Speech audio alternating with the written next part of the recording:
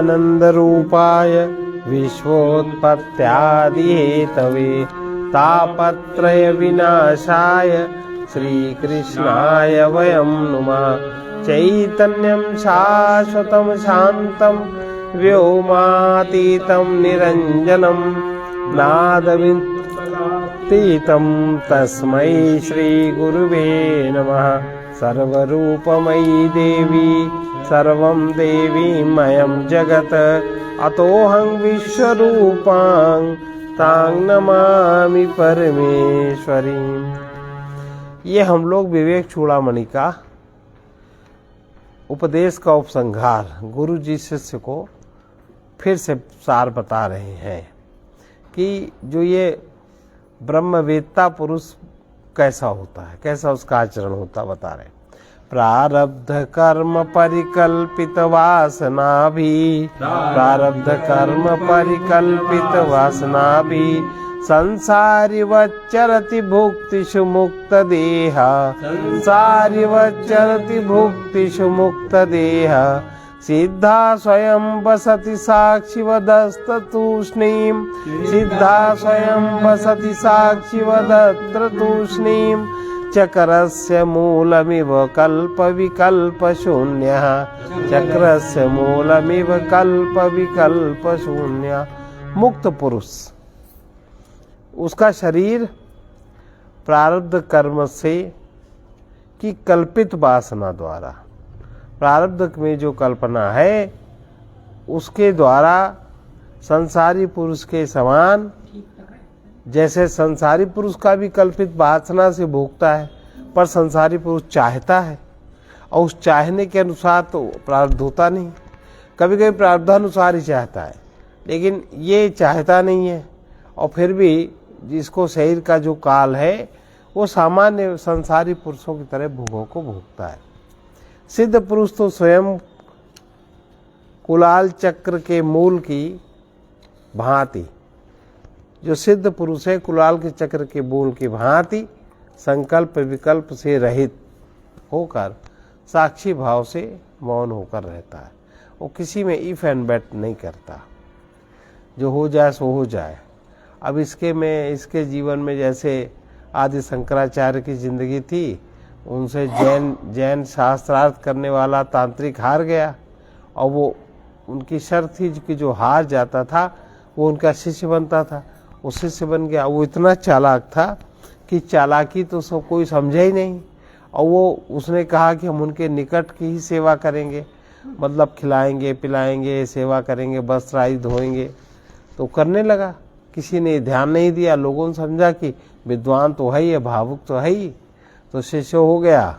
और वो अपना गणित अपने साथ रखता था, बाकी किसी का गणित साथ देखो।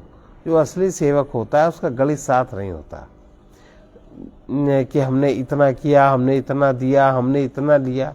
उस जो सेवक होता है उसका गणित, प्रेम में कोई गणित नहीं होता, और जो प्रेम में नहीं होता उसका गणित साथ होता है।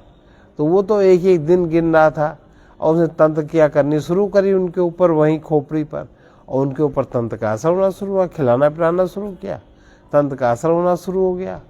अब शुरू हो गया तो ऐसा हुआ उनको हो गया भगंदर। अब उनका भगंदर किसी तरह ठीक ही नहीं हुआ। उम्र उनकी मुश्किल से 22-23 साल की। भगंदर उनका ठीक है ना हो, इतने वैद्य सब लगे रहे, ठीक नहीं हुए। तो अंत में जो देवताओं के वैद्य हैं अश्विनी कुमार, वो दोनों लोग वैद्य का भेष बना के आए उनके पास। और जब भेष बना के आए उनको देखा वेखा, उनका जो शिष्य एक पद्मपाद था उसको बुलाया एकांत में। तो वो समझ गया ये कोई दूसरे लोग हैं, क्योंकि जो इस तरह के लोग ऊपर के सूक्ष्म शरीर वाले होते हैं उनके जमीन में गुरुत्वाकर्षण नहीं होता, मतलब उनके पैर जमीन में चिपकते नहीं है। वो ऐसे चलेंगे जैसे खिसक के चल रहे हैं, जैसे थोड़ा उड़ के चल रहे हैं।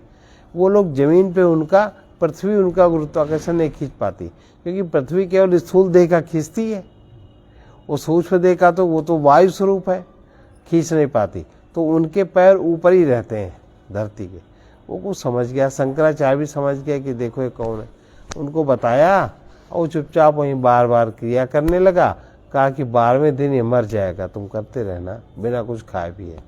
वो चले गए और 12वें दिन वो बीमार पड़ने लगा और अंत में तांत्रिक 1 दिन बीता, 2 दिन बीता, 12 दिन में वो पूरा मरणासन होके वो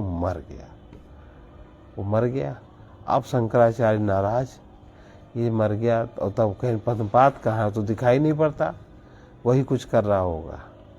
और देखो समझते थे, अब उनको ये लगता था कि प्रारब्ध की गति है तो ऐसा हो जाए, कर्म कटा, लेकिन ये सब नहीं। और फिर जब वो आया तो उससे कहा, तो उसने बताया कि वो लोग वो थे अश्विनी कुमार जी, ऐसे ऐसे बता गए। तो कहा तुमको नहीं करना चाहिए, तो कहने उनको आना नहीं चाहिए। भाई वो भी तो आपके प्रारब्ध के अंतर्गत है। भाई कोई आया, उसने बताया, करने वाला मिला, वो जो तिकड़म कर रहा है, तो आपके साथ तिकड़म को हटाने वाला सही व्यक्ति जुड़ गए, वो तो गलत कर ही रहा है। तब उनको समझ में आया, वो मर गए। ऐसे उनको एक बार बलि के ले गए काली मंदिर में, दोपहर में देखा जो मंदिरों में बलि, जो वैसे मंदिर है या तो कोई राजा की बलि हो या फिर किसी यति की हो, तीसरे व्यक्ति की बलि नहीं ली जाती। तो राजा उनका कहाँ धरे, वो राज प्रसाद में कैसे घुस पाएंगे। तो वो बाबा जी मिल गए, बाबा जी इसका, बाबा हमारे तुम्हारा भोजन है। कहीं ठीक है, इतने बजे आना है रात को। कहा रात में भोजन कराओ, कहीं हम कोई अनुष्ठान कर रहे हैं, उसका बाद का भोजन आपका। कहीं ठीक है, आ जाएंगे। और ये रात का चले हुए हैं और इनके आसपास के वो सब लड़के थे, वो सब सुन ली। कहीं तैयारी करो, ये वहाँ का है, ये सब देखिए उसका स्थान, अन्य लोगों से पता कराए कि यहाँ क्या होगा। ये सब गड़ासा फड़ासा लेके वो सब उनके साथ पहले गए, उनकी पूजा करीन, खवाइन पियाइन, और जब गर्दन झुकाए ऐसे उठाए तो पीछे पकड़ के वही गर्दन काट दी। कहीं बलि हो गई, अब आप चलिए यहाँ से। तो इस तरह, तो ये तो साक्षी भाव से कोई संकल्प विकल्प नहीं होता, साक्षी भाव से होकर ये मौन ही रहता है। नैवेन्द्रियाणि विषयेषु नियुक्त एष, नैवेन्द्रियाणि विषयेषु नियुक्त एष, नैवापयुक्त उपदर्शन लक्षणस्था, नैवापयुक्त उपदर्शन लक्षणस्था, नैवा क्रियाफलमपि सदवेक्षते सा, नैवा क्रियाफलमपि सदवेक्षते सा, स्वानंद सांद्रन रसपान समूत चित्ता, स्वानंद सांद्र रसपान समूत चित्ता। ब्रह्मवेत्ता पुरुष अन्य अत्यंत साधन, जो ब्रह्मानंद को ब्रह्मवेत्ता है, वो अत्यंत सघन माने, अत्यंत सघन माने फुल फेल, अत्यंत सघन आनंद रस के पान से कभी कभी इन विशेष मस्ती। भाई इंद्रियों की एक सीमा है, मन की एक सीमा है, चित्त की एक सीमा है।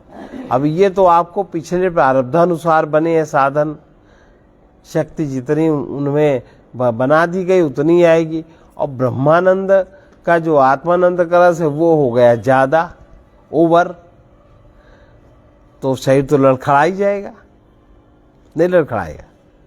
इसमें भी लड़खड़ाया। हाँ, क्यों नहीं भाई। आपको जैसे आपकी इंद्रियां आपके पिछले कर्म के, देखो जैसे किसी का शरीर कमजोर है, किसी का जोर है, किसी की इंद्रियां कमजोर है, किसी की ठीक है, तो पिछले कर्म के अनुसार, पिछले शुभ कर्म पुण्य कर्म के अनुसार, प्रारब्ध के अनुसार ही हर एक को स्थूल देह मिलती है, हर एक को सूक्ष्म देह मिलती। और सूक्ष्म देह माने मन बुद्धि चित्त अहंकार इंद्रियां और प्राण। प्राण ज्यादातर लोगों का कमजोर होता है ना। तो पिछले पुण्य कर्म के आधार पर ही उसको शरीर मिलता है। अब जब उसको उस आधार पर शरीर मिला तो पिछले जिस हिसाब से उसके पुण्य कर्म हुए वैसे सही मिलता है, और उसी के अनुसार भोग को भोग पाता है। अब शरीर मिला, आपने अगर भोग ज्यादा भोग लिया संग के प्रभाव से, तो शरीर क्षीण होता है कि नहीं? हो जाएगा। अब ऐसे ही ब्रह्मवेत्ता पुरुष अत्यंत सघन, अब शरीर तो उसका बना है प्रारब्धानुसार, उसके माता पिता के कर्मानुसार, वो तो असीमित नहीं है, वो तो सीमित है ना। और उधर वो हो गया, उसको ब्रह्मानंद असीमित, आत्मानंद असीमित हो गया ज्यादा। एक बार में आप कितना पानी पी सकते हो? जितनी पेट में क्षमता है, जितनी आपको प्यास है। कितना भोजन कर सकते हो? जितनी भूख है। तो आनंद का भी आप सेवन उतना कर सकते हो जितनी भूख है, और ये भूख से ओवरटेक है। तो उसमें वो मतवाला होकर शरीर कभी कभी, मन कभी कभी लड़खड़ाने लगता। अब ऐसे में लोग करते क्या हैं, गड़बड़ क्या होती है? जैसे बहुत जो एकदम जो संकल्प विकल्प शून्य होते हैं, विचार कोई कोई नहीं करते, तो चाहे जैसा व्यक्ति आवे उसी को आशीर्वाद बट रहा है। अब होता क्या है, अब हर तरह का व्यक्ति है। आपने किसी हत्यारे को आशीर्वाद दिया तो वो अमर हो गया, वो अपना ही कर्म ज्यादा करेगा। ये घटना एक ईसा मसीह जीवन की है। उनको जब कोई सिद्धि मिली तो वो जैसे जिसको जो कहते थे उसको हो जाता, और फिर उनके उचित देवताओं को ही रोकनी पड़ी, तो कह दें हो जाता। एक कोई था चोर, डाकू था, तो डाकू अंधा हो गया, अंधा हो गया। तो ये गए रास्ते में, उसने हाथ वाथ जोड़ा, उसके हाथ वाथ रख दिया, कुछ कर दिया, और उसकी रोशनी आ गई। और जब साल भर बाद लौटे तो उसने और उत्पात मचाना शुरू कर दिया। वो इनका नाम लेके उत्पात मचावे कि हम उनके शिष्य हैं, तभी तो उन्होंने हमारी आंखें ठीक करी। उत्पात मचावे तो वहां के लोगों ने शिकायत करी। अब इनको घेरा लोगों ने, उनके साथ मारपीट शुरू करी कि तुमने गलत व्यक्ति को ऐसे किया वैसे किया। तो इन्होंने कहा क्या किया, इनको याद ही नहीं कि क्या हुआ उसको। और तब पता लगा कि उसके आंखें आपने दे गई। कहना हाँ, वो अंधा था, उसको दिखता नहीं था, दिक्कत थी। कहा दिक्कत नहीं, तो सबको उसने दिक्कत में डाल दिया। तो ये सब हम इसको आंखें फिर फोड़ देंगे। फोड़ी थी हम लोगों ने आंखें उसकी। तो कहा हाँ तुम फोड़ दो, तो फोड़ दी, चले गए वो। फिर ये भी होता है, ये भी भाई किसी को ठीक समय पर अगर कोई अच्छा व्यक्ति है तो उसकी तो आप सहायता कर दो, ठीक है। अब जैसे उदाहरण, महाराज जी ने किसी को सन्यास दीक्षा गेरुआ कपड़ा नहीं दिया क्योंकि उन्होंने योग्य नहीं समझा। उनका विवेक परक ज्ञान, आत्मज्ञान था, उनका कोई मानसिक या हार्दिक नहीं था, नहीं दिया। अब उनके नाम से जो गेरुआ कपड़ा पहन ली, जनता तो नहीं जानती। अब क्या अनाचार हो रहा है, हो रहा है अनाचार, दुराचार हो रहा है कि नहीं हो रहा है? और नाम किसका ले रहे हैं? पथिक जी का।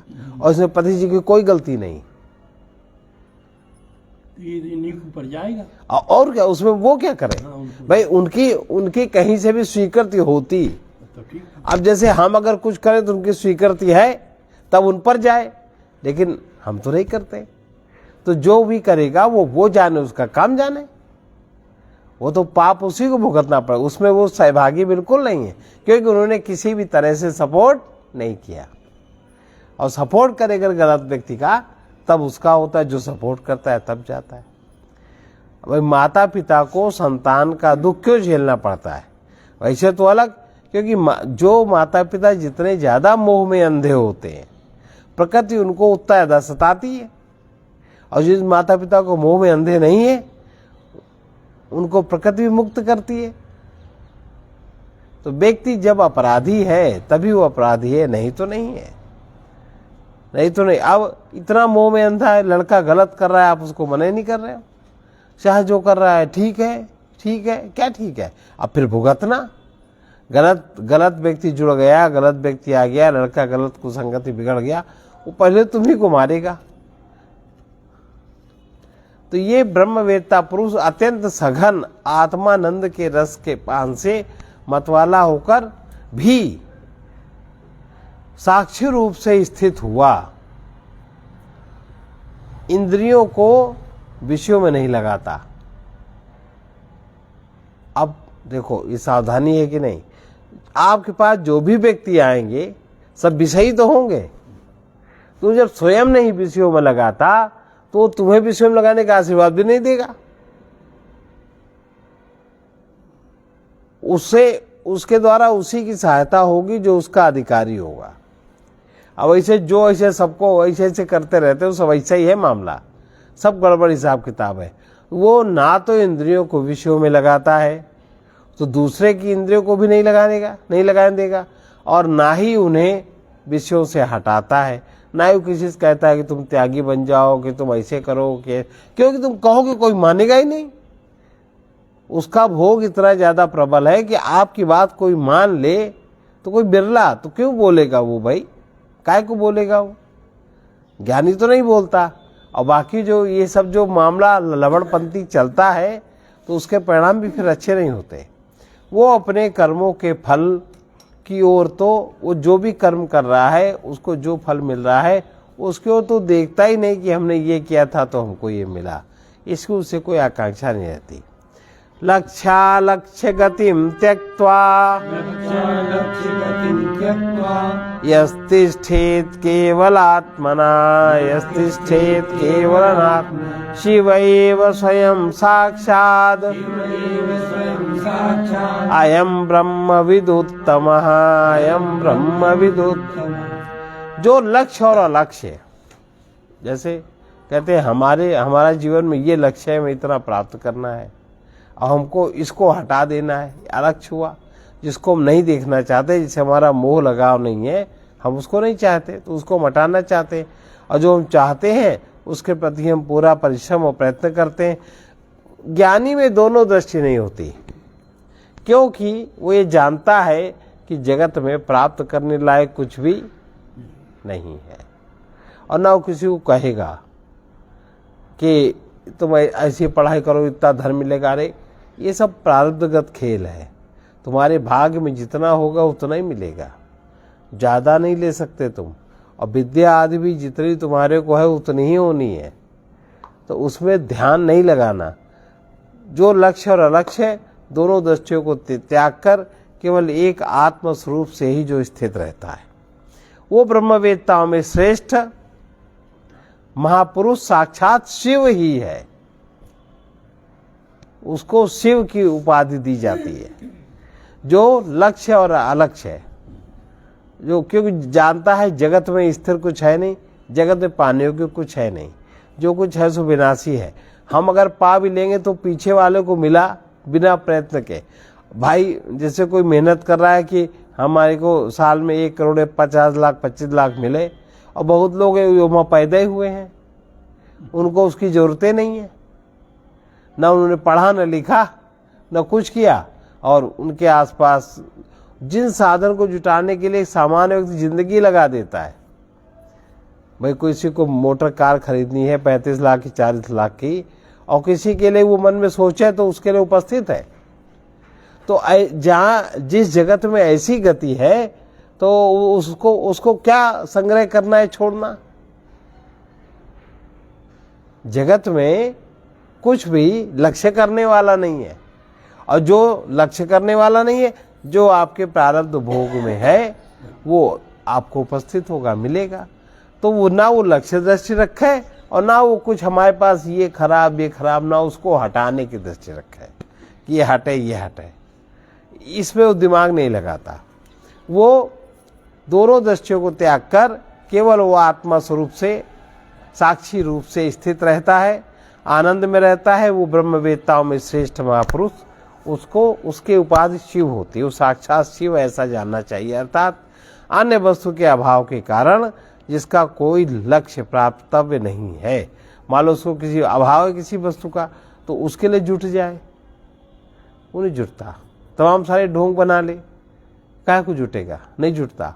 और जड़ अथवा सोए हुए पुरुष के समान ज्ञान शून्य भी नहीं है। व्यक्ति जो सो जाता है वो तो ज्ञान शून्य हो जाता है, वो ज्ञान शून्य नहीं होता। उसका ज्ञान इतना सजग और मुखर रहता है कि उसके साथ कोई व्यर्थ नहीं घट पाता, और वो पुरुष ही श्रेष्ठतम आत्मनिष्ठ है। उसी को श्रेष्ठतम आत्मनिष्ठ समझना चाहिए, जो लक्ष्य दोनों दृष्टियों को त्याग कर।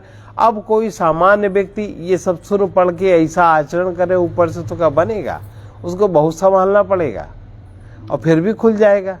तो जो लक्ष्य दोनों दृष्टियां जिसकी चूक गई, जो हमारे साथ खराब है वो हट जाए, जो हमारे साथ अच्छा है वो बना रहे, या हमें ये इतना प्राप्त करना है, हमें इतनी यात्रा करनी है, हमें ये करना, वो कुछ भी तय नहीं करता। वो आत्मस्वरूप से स्थित रहता है और ऐसा व्यक्ति ब्रह्मवेत्ताओं में श्रेष्ठ साक्षात शिव है। अर्थात अन्य वस्तु के अभाव के कारण ये हमारे पास नहीं है तो हम पहले इसके लिए प्रयास करें, ये है तो इसके लिए करें। अन्य वस्तु के अभाव के कारण जिसका कोई लक्ष्य प्राप्तव्य नहीं होता, उसके जीवन में अगर अभाव है तो उसका प्राप्तव्य नहीं है, वो वस्तु प्राप्तव्य नहीं है। वस्तु और चैतन्य की दोनों स्थितियां, उसकी वो स्थिति है कि वस्तु का उसके जीवन में विशेष महत्व नहीं। सामान्य महत्व तो है भाई, सामान्य भोजन करने के लिए पात्र चाहिए, सही ढकने के लिए बस सामान्य महत्व है, पर विशेष महत्व नहीं है कि वो सब कुछ भूल जाए, अथवा वो जड़ और सोए हुए पुरुष के समान ज्ञान शून्य भी नहीं है। बहुत लोग तो इतनी गंदी तरह से सोते हैं कि पूछो ना, उनके शरीर की सुध-बुध नहीं रहती, शरीर में पता नहीं किस किस तरीके की आकृतियां बनती, उस व्यक्ति को एकदम जड़ ज्ञान शून्य भी नहीं होता। वही पुरुष श्रेष्ठतम आत्मनिष्ठ है, वो आत्मनिष्ठ है, ऐसा जानना चाहिए। आत्मनिष्ठ की पहचान किस प्रकार से करें? जीवन्नेव सदा मुक्तः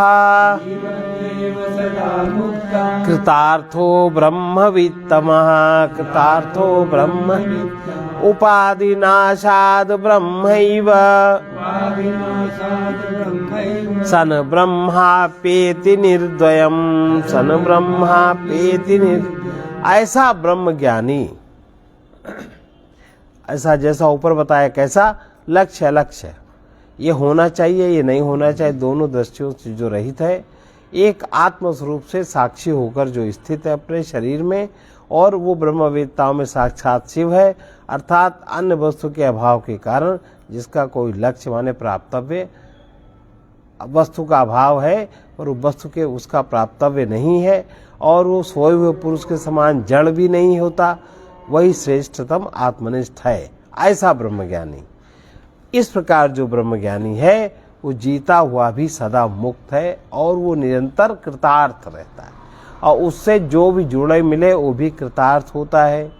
लेकिन उससे मिले, अब उससे मिलने का मतलब है उसके प्रति श्रद्धा के मार्ग से चले, उसके प्रति प्रेम के मार्ग से चले, उसके प्रति अन्य मार्ग से न चले कि हमारे यहाँ पास भोजन नहीं है तो वहां समझ जाएंगे तुम्हें भोजन सुविधा मिल जाएगी, अन्य मार्ग से न चले, तो वो व्यक्ति कृतार्थ है। शरीर रूप उपाधि के नष्ट होने पर, शरीर की उपाधि जो उसको मिली है जब वो नष्ट हो रही है तो वो ब्रह्म भाव में स्थित हुआ अद्वितीय ब्रह्म में लीन हो जाता है। शैलूषो वेश सद्भावात् भावयोश्च यथा पुमान्, भावयोश्च यथा पुमान् तथैव ब्रह्म विश्रेष्ठा सदा ब्रह्मैव न परः, सदा ब्रह्मैव। शैलूषो वेश सद्भाव, शैलूषो वेद सद्भावा, शैलूषो वेश सद्भावा भावयोश्च यथा पुमान्, भावयोश्च यथा तथैव ब्रह्म विश्रेष्ठा सदा ब्रह्मैव न परः, सदा ब्रह्म। जैसे नट विचित्र वेश विन्यास धारण किए रहता है, नट के समान जो अनेक प्रकार के वेश बदलता रहता है या बदलती रहती है, विचित्र विचित्र प्रकार का वेश विन्यास धारण करते रहने पर भी उसके अभाव में भी वेश धारण न करे तो, और वेश धारण करे तो वो रहेगा पुरुष ही। अगर वो नट का वेश धारण कर ले, नाचने लगे तो स्त्री नहीं हो जाएगा, ना वो नपुंसक हो जाएगा, रहेगा पुरुष ही। उसकी जो नेचुरल स्थिति है उसमें कोई बदलाव नहीं आएगा। वैसे ही ब्रह्मवेत्ता पुरुष वो उपाधि युक्त हो, शरीर है, घर है, गृहस्थी है, बिजनेस है, व्यापार है, सब है, या उपाधि मुक्त हो, या उसके कोई ना हो, या वो कुछ ना हो। दोनों स्थितियों में वो सदा ब्रह्म बोध का ही उसको अनुभव होता है, और कुछ का उसको अनुभव नहीं होता। यत्र क्वापि विशीर्णम सत्पर्णमिव तरोर्वपु पतनात् यत् क्वापि विशीर्णम सत पर्णमिव तरोर्वपु पतनात् ब्रह्मीभूतस्य यते प्रागेव हितच्चिदग्निना दग्धम। जहां तहां जैसे वृक्ष से पत्ते सूख गए और वृक्ष हरा भरा है, जो पत्ते सूख जाते हैं वो पत्ते अपने आप गिर जाते हैं। इसी प्रकार से एक जो मनुष्य रूपी वृक्ष है उसका संयोग वियोग किसका होता है? जो सूख गया, जिसमें जीवन नहीं रहा, वही उसी का शरीर गिरता है। वो चाहे 4 बरस का हो, चाहे 40 बरस का हो, चाहे 70 बरस का हो। जो परिवार रूपी वृक्ष है उसके में अनेक डालियां हैं, पर वो डालियां लाख आंधी तूफान आता है, पर कौन सी डाली टूटती है? जिसमें जीवन नहीं बचा। कौन सा पत्ता हटता है? जो सूख गया। पहले सूखा फिर गिरा। पहले अंदर से जीवन का रस सूखा, बाद में वो टूटा जीवन से। इसी प्रकार मनुष्य का जीवन भी है। जहां तहां गिरे हुए वृक्ष के सूखे पत्तों के समान ब्रह्मीभूत यति का शरीर कहीं भी गिरे, वो तो पहले से ही चैतन्य अग्नि से दग्ध हुआ है। उसके अंदर भाई अस्मिता तो बची नहीं, तो काहे को उसको कोई फर्क उनको पड़ता है जिनकी अस्मिता होती है।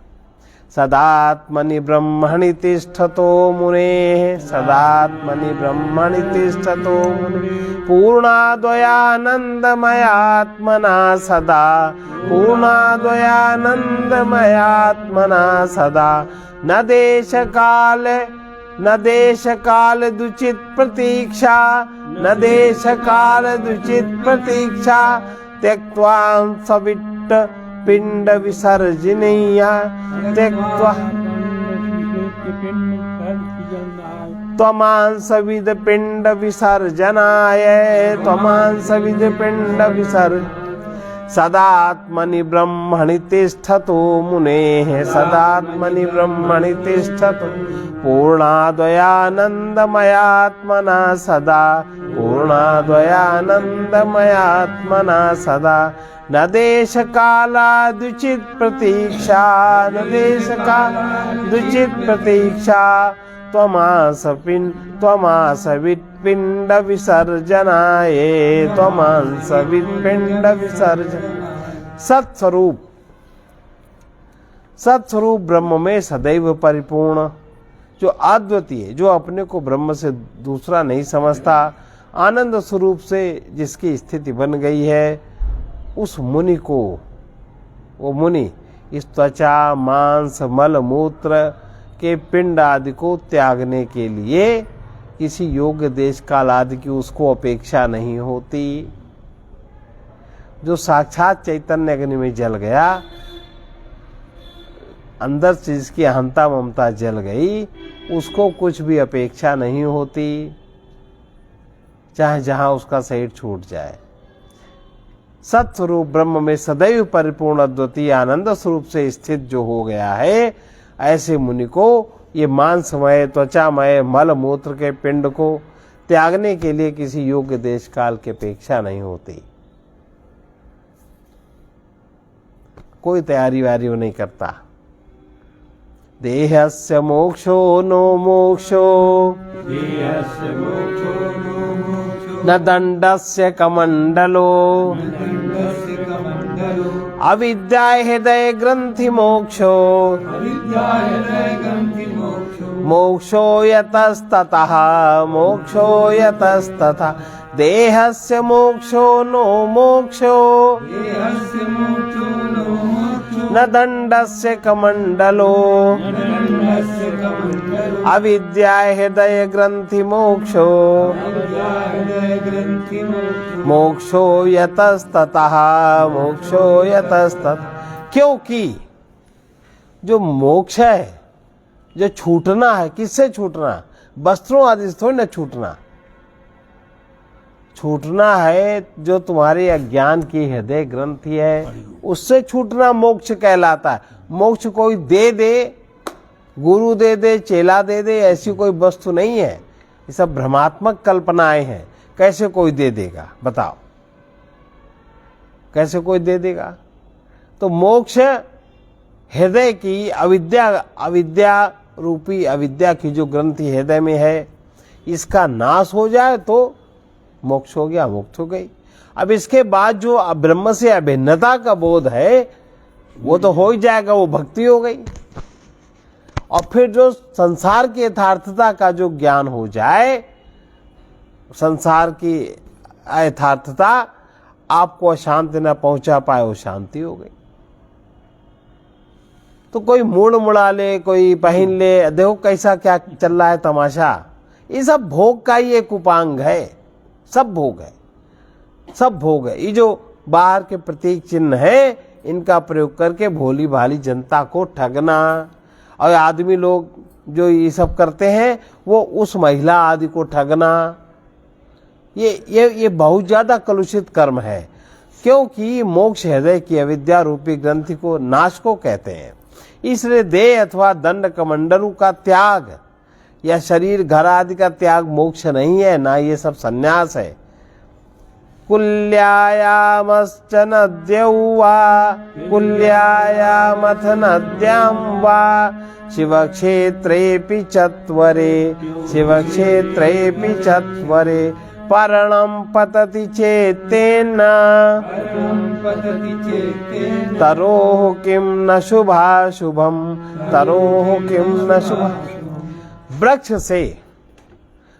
से रस मिलना, वृक्ष से जीवन संबंध टूटना, जिसको लोग गोत्र खानदान में जो जीव है जिसने शरीर लिया, उससे अंतर संबंध टूट जाना, पत्ते का वृक्ष से टूट जाना, जीवन तत्व का आदान प्रदान समाप्त, जीवन तत्व का आदान प्रदान समाप्त। अब जैसे बहुत आश्चर्य की बात है कि जिसका जो गोत्र आदि होता है, उस ऋषि से निरंतर जीवित संपर्क